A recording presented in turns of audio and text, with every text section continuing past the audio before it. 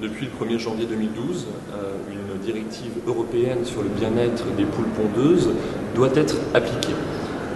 Les cages dans lesquelles sont détenues les poules doivent être un peu plus grandes et aménagées. Le problème aujourd'hui, c'est qu'il y a 93 élevages en France sur les un peu plus de 500 qui font des batteries qui ne sont pas aux normes. Alors, les cages aménagées doivent être légèrement plus grandes. Aujourd'hui, une poule pour vivre dans une cage a environ l'espace d'une feuille A4. La cage aménagée, pour ajouter l'espace d'un post-it supplémentaire, un nid collectif, un perchoir et une zone de grattage. Pour les associations de protection animale, ces améliorations sont quasi nulles puisqu'elles ne respectent pas les conditions naturelles comportementales des poules, qui doivent pouvoir battre des ailes, avoir des interactions sociales avec des congénères choisis, fouiller le sol à la recherche de nourriture ou prendre des bains de poussière. Et puis pour rappel, il n'y a que les élevages plein air et bio qui correspondent vraiment aux besoins comportementaux des poules.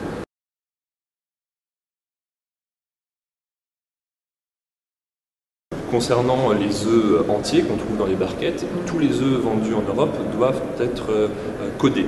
Et le premier chiffre qui se trouve sur le code correspond au mode d'élevage. 0 pour le bio, 1 pour le plein air, 2 pour l'élevage au sol et 3 pour l'élevage en cage. Donc à partir de là, le consommateur peut se référer au code sur les œufs pour savoir comment ont été élevées les poules et prendre de façon privilégiée les œufs 0 et 1. Concernant les produits transformés, les pâtes ou les mayonnaises font souvent mention de la façon dont ont été élevées les poules. Ça va être les pâtes aux œufs plein air, les mayonnaises aux œufs plein air aussi.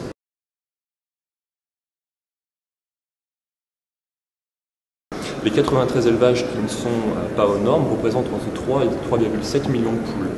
Ils vont être inspectés prioritairement par les services français et ensuite ils risquent d'être mis en demeure. Normalement, au 1er juillet 2012, il ne devrait plus y avoir une seule poule dans des cages non aménagées.